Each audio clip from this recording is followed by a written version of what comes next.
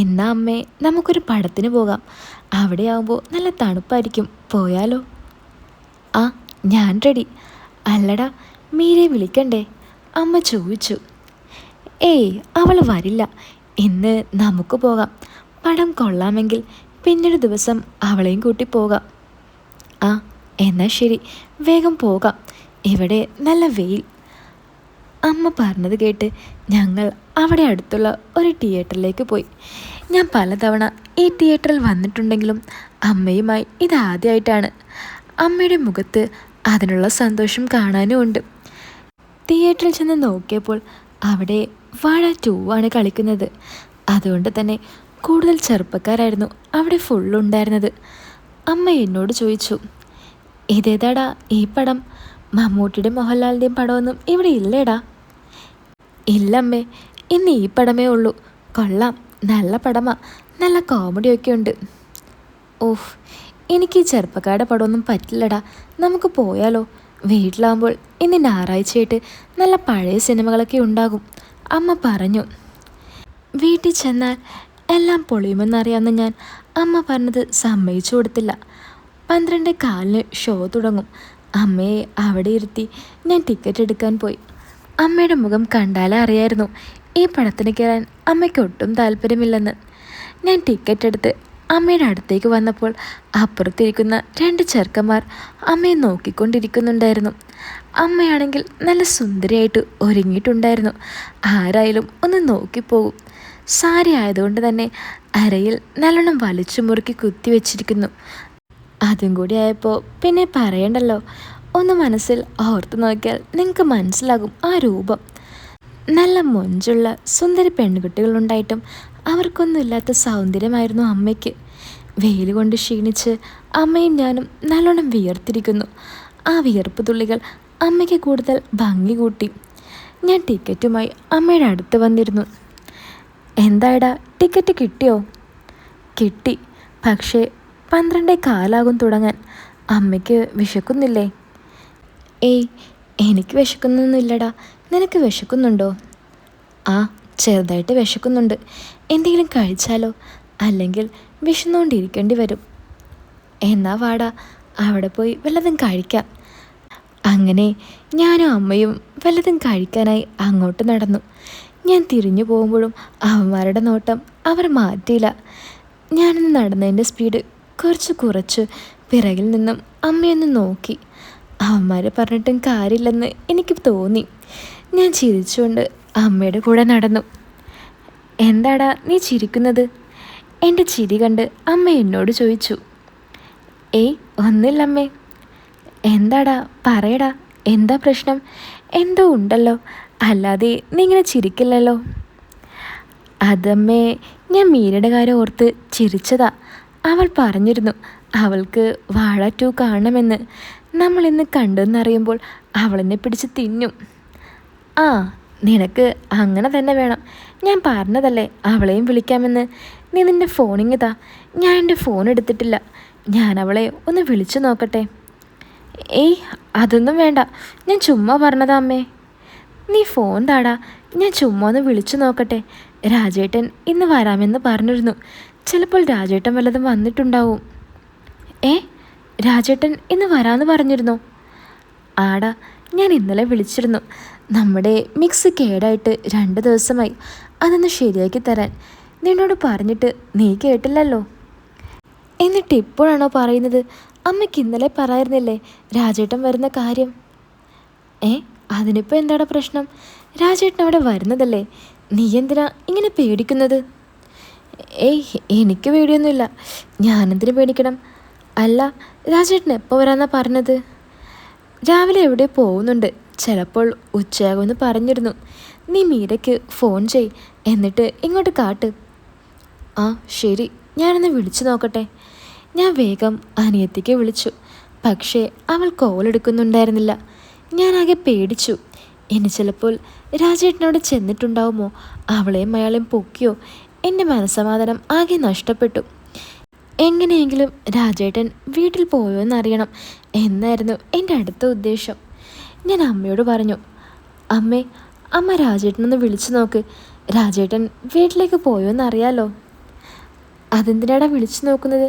രാജേട്ടൻ ഫ്രീ ആകുമ്പോൾ വന്നോട്ടെ. നിനക്കിത് എന്ത് പറ്റി? അല്ലമ്മേ, നമ്മളവിടെ ഇല്ലല്ലോ.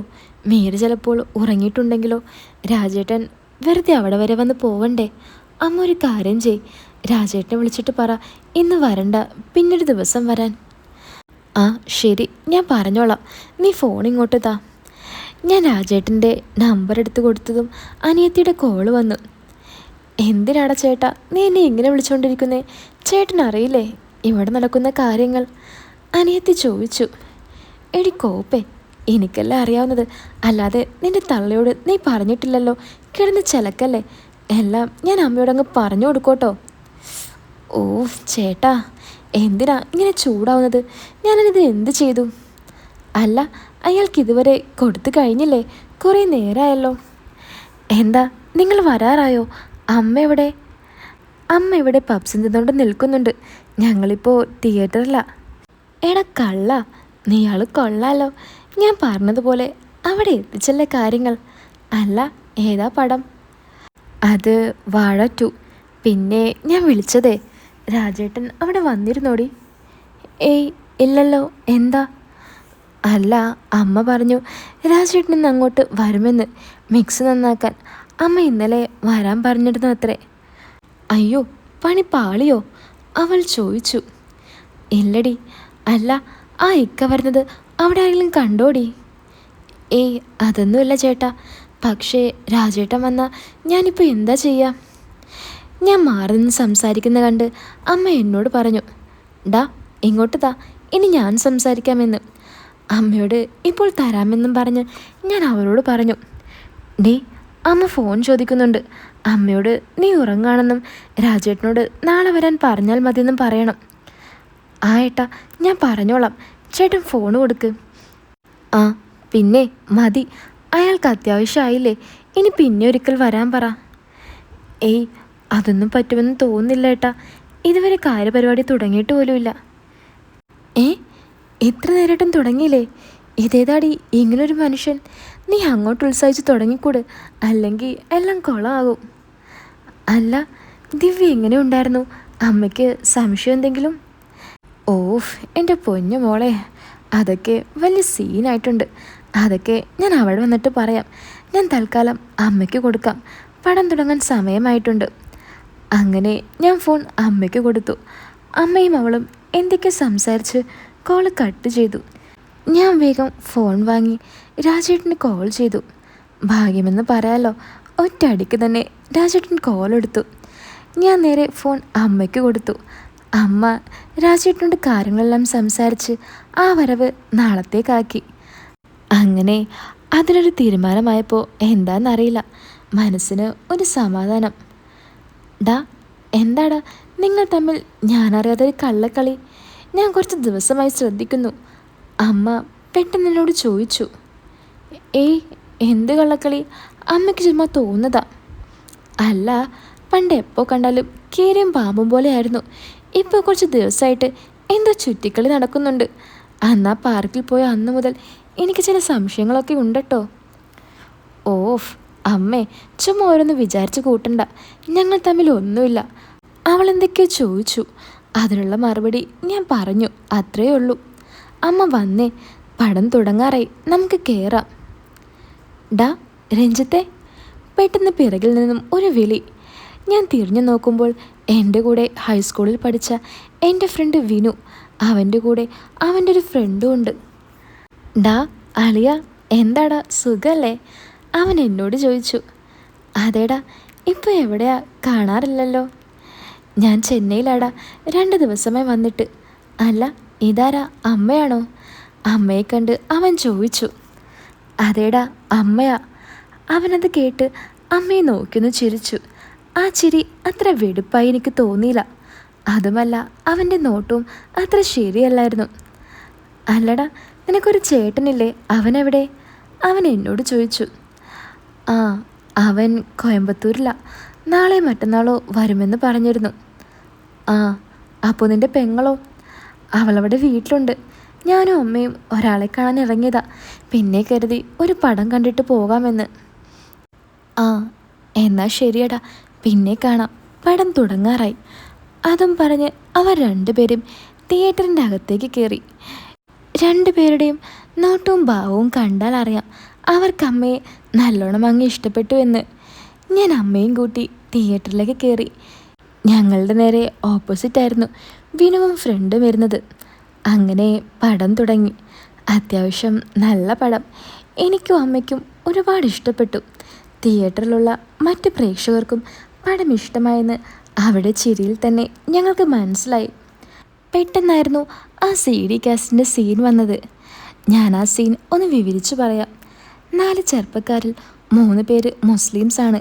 അതിലൊരുത്തൻ്റെ സുന്നത്ത് കല്യാണം ഇതുവരെ നടന്നിട്ടുണ്ടായിരുന്നില്ല. പണ്ട് കുറേ ശ്രമിച്ചിട്ടുണ്ടെങ്കിലും അവൻ ഓടിക്കളയായിരുന്നു. അവർക്കെല്ലാം ഇപ്പോൾ 10-18 വയസ്സായിട്ടുണ്ട്. അങ്ങനെ അവൻ്റെ ഉപ്പാക്ക് ഒരു ഐഡിയ തോന്നും. അത് അവൻ്റെ ഉപ്പ നേരെ അവൻ്റെ കൂട്ടുകാരൻ്റെ അച്ഛനോട് പറയും. അവർ തമ്മിൽ കൂട്ടുകാരാണ്. ഐഡിയ എന്താണെന്ന് വെച്ചാൽ ഒരു CD പ്ലെയർ വാങ്ങി അവൻ്റെ വീട്ടിൽ കൊണ്ടുവന്ന് വെക്കും. അവൻ്റെ വീട്ടിൽ അവനും അച്ഛനും മാത്രമേ ഉള്ളൂ. അച്ഛൻ അവനോട് പറയും, ഞാനിന്ന് പുറത്തു പോവാം, വൈകുന്നേരം ആകും വരാനെന്ന്. ഇതെന്തിനാന്ന് വെച്ചാൽ അച്ഛൻ വീട്ടിലില്ലാതെയായാൽ അവർ 4 പേരും ചേർന്ന് മറ്റേ കാസറ്റ് കൊണ്ടുവന്ന് കാണുമെന്ന് അവർക്കറിയായിരുന്നു. അങ്ങനെ കാസറ്റ് കൊണ്ടുവന്ന് റൂമടച്ച് കാണുമ്പോൾ അവനെ അവിടെ ഇട്ട് പിടിക്കാമെന്നായിരുന്നു അവരുടെ പ്ലാനിങ്. അവൻ്റെ അച്ഛൻ അങ്ങനെ പുറത്തു പോകണമെന്നും പറഞ്ഞ് പുറത്തേക്ക് പോകും. അച്ഛന്മാർ 2 പേരും എല്ലാം സെറ്റാക്കി വീടിൻ്റെ പുറത്ത് മറ്റേ കാസറ്റുമായി വരുന്നവനെ കാത്തിരിക്കുകയായിരുന്നു. ഈ സീൻ അമ്മയുടെ കൂടെ കാണുമ്പോൾ എനിക്കാകെ എന്തോ പോലെ ആയിരുന്നു. ഞാൻ അമ്മയെ നോക്കുമ്പോൾ ആ സീൻ കണ്ട് അമ്മോരെ ചിരി. ഞാൻ ഓപ്പോസിറ്റ് സീറ്റിലേക്ക് നോക്കിയപ്പോൾ അവരപ്പോഴും അമ്മയെ തന്നെ നോക്കിയിരിക്കുകയാണ്. ഞാൻ നോക്കുന്നത് കണ്ട് അവർ വേഗം നോട്ടം മാറ്റി. ഇതിനിടയിൽ അമ്മ എന്നെ നോക്കി ഒരു കള്ളച്ചിരി ചിരിച്ചു. ഞാനും നാണത്തോടെ ഒരു കള്ളച്ചിരി അങ്ങോട്ടും ചിരിച്ചു. അങ്ങനെ ആ സീനുകളെല്ലാം ഞങ്ങൾ അറിഞ്ഞ് ആസ്വദിച്ചു. അടുത്ത സീൻ അവനെ പിടിച്ച് അവൻ്റെ സുന്നത്ത് കല്യാണം കഴിപ്പിക്കുന്നത്. അത് കഴിഞ്ഞിട്ടുള്ള സീന് കണ്ട് ഞാനും അമ്മയും ചിരി അടക്കാൻ പറ്റാതെ പൊട്ടിച്ചിരിച്ചു. ചിരിക്കുന്നുണ്ടെങ്കിലും അമ്മയുടെ അടുത്ത് ഇരുന്നാണല്ലോ ഞാനത് കാണുന്നത് എന്നുള്ളത് എനിക്കുണ്ടായിരുന്നു. അങ്ങനെ തുടർന്ന് കണ്ടുകൊണ്ടിരിക്കുമ്പോൾ ഞാനൊന്ന് അമ്മയെ നോക്കിയപ്പോൾ അമ്മ എൻ്റെ ഫ്രണ്ടിനെ നോക്കിക്കൊണ്ടിരിക്കുന്നു.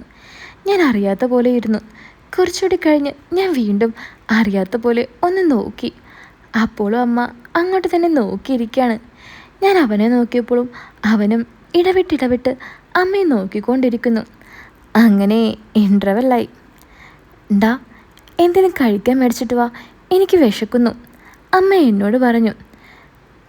വിശക്കുന്നോ? കുറച്ച് മുൻപല്ലേ പപ്സും ജ്യൂസും കഴിച്ചത്, ഇത്രയ്ക്ക് പെട്ടെന്ന് വിശന്നോ? ആടാ, എന്താണെന്നറിയില്ല, നല്ല വിശപ്പ്. രാവിലെ ആ വെയിലും വെള്ളം കൊണ്ടതുകൊണ്ടാവും. ഓ, എന്നാ അമ്മ വാ, നമുക്ക് ഒരുമിച്ച് പുറത്ത് പോയിട്ട് വല്ലതും കഴിച്ചിട്ട് വരാം. എനിക്കൊന്നും വയ്യടാ, നീ പോയിട്ട് വാ, അമ്മ എന്നോട് പറഞ്ഞു. അമ്മ അത് പറയുമ്പോഴൊക്കെ അമ്മയുടെ മുഖത്ത് ഞാനൊരു കള്ളലക്ഷണം കാണുന്നുണ്ടായിരുന്നു. ഞാൻ പതിയെ ഒന്നെൻ്റെ ഫ്രണ്ട് ഇരിക്കുന്ന സീറ്റിലേക്ക് നോക്കി, അവരവിടെ ഉണ്ടോ എന്ന്. അവർ 2 പേരും ഞാൻ പോകുന്നതും കാത്തിരിക്കുന്നത് ഞാൻ കണ്ടു. ബാക്കിലേക്ക് നോക്കിയപ്പോൾ തിയേറ്ററിൻ്റെ പുറത്തുനിന്ന് കണ്ട ആ ചെക്കന്മാരും എന്നെ നോക്കിയിരിക്കുന്നു. അവരുടെ എല്ലാം നോട്ടം കണ്ട് എനിക്ക് മനസ്സിലായി ഞാനൊന്ന് പോകാൻ വേണ്ടി കാത്തിരിക്കുകയാണെന്ന്. എനിക്കാണെങ്കിൽ പുറത്തുപോയി അനിയത്തിയൊന്ന് വിളിച്ചു നോക്കി കാര്യങ്ങളൊക്കെ എവിടെ വരെ എത്തിയെന്ന് അറിയണമെന്നുണ്ടായിരുന്നു. ഞാൻ എന്തായാലും പുറത്തിറങ്ങാൻ തീരുമാനിച്ചു. ഞാൻ ചുമ്മാ എൻ്റെ ഫ്രണ്ടായ വിനുവിനെ ഒന്ന് വിളിച്ചു. ഡാ, വാടാ, വല്ലതും കഴിച്ചിട്ട് വരാം. ഇല്ലടാ, ഞങ്ങൾ കഴിച്ചതാ, നീ പോയിട്ട് വാ, അവൻ മറുപടി നൽകി. എന്തായാലും അവരെന്താണെന്ന് വെച്ചാൽ ചെയ്യട്ടെ. ഞാൻ രണ്ടും കൽപ്പിച്ച് പുറത്തേക്കിറങ്ങി. അപ്പോൾ ഇതിൻ്റെ അടുത്ത പാർട്ട് ഞാൻ ഉടൻ തന്നെ ഇടുന്നതായിരിക്കും കേട്ടോ. അപ്പോൾ എല്ലാവരും കാത്തിരിക്കുക. അതുപോലെ തന്നെ ഈ പാർട്ട് ഇഷ്ടപ്പെട്ടാൽ വീഡിയോ ലൈക്ക് ചെയ്യാനും മറക്കല്ലേ. അപ്പോൾ പുതിയൊരു കഥയായിട്ട് നമുക്ക് വീണ്ടും കാണാം.